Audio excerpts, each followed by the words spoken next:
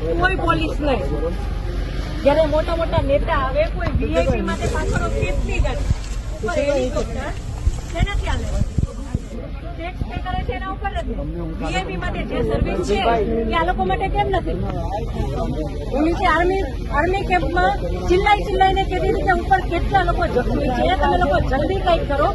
અમે ઉપરથી પડતા આખડમાં નીચે ઉતરાતી હજી ઉપર કોઈ ફેસિલિટી ગઈ નથી.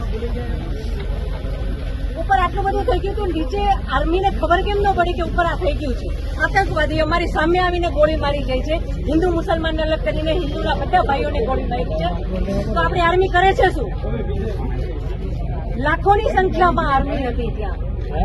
અને જે ટુરિસ્ટ પ્લેસ છે ત્યાં કોઈ આર્મી મેન નહીં, કોઈ પોલીસમેન નહીં, કે કોઈ ફર્સ્ટ એડ કિટ નહીં, કાંઈ જ સુવિધા નહીં. એમાંથી એક આર્મી મેન એવું કહે છે કે તમે લોકો ઉપર ફરવા શું કામ જાઓ છો? હવે તમે મને એ વાતનો જવાબ દો. જો આ રીતનું હતું તો તમે અમને જવાબ શું કામ દો છો? નહીં, હવે મારા ઘરનો સ્તંભ વયો ગયો છે. હવે તમે મને પાછો આપો, મારે બીજું કઈ ન જોઈએ. આજ પછી કોઈ દિવસ કોઈ વોટ જ નહીં કરતા. જો આપણી ગવર્મેન્ટને પોતાની જ સુવિધા રાખવી છે, તમારા પાછળ કેટલા વીઆઈપી હોય છે, કેટલી ગાડીઓ હોય છે, તમારો જીવ છે. આ ટેક્સ પે કરે છે એનો જીવ નથી. આ છોકરાઓનું શું? આનું ભવિષ્ય શું? આને ડોક્ટર બનાવી છે, આને એન્જિનિયર બનાવો છો, હું કઈ રીતે બનાવીશ? નહીં, મને ન્યાય જોઈએ. મારા છોકરાનું ફ્યુચર ખરાબ ન થવું જોઈએ.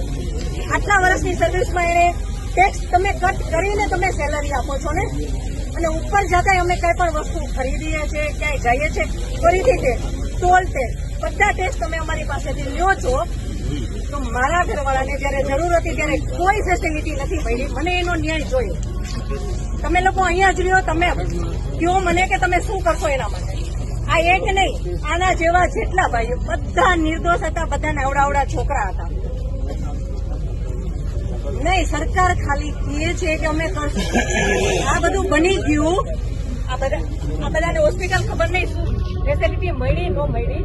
બીજે દિવસે આટલો કર્ફ્યુ, આટલી રોડ બંધ, રોડ ઉપર 100, 200 જ્યાં જોઈને નહીં સર, નહીં સાંભળો, તમારે સાંભળવું પડશે. જયારે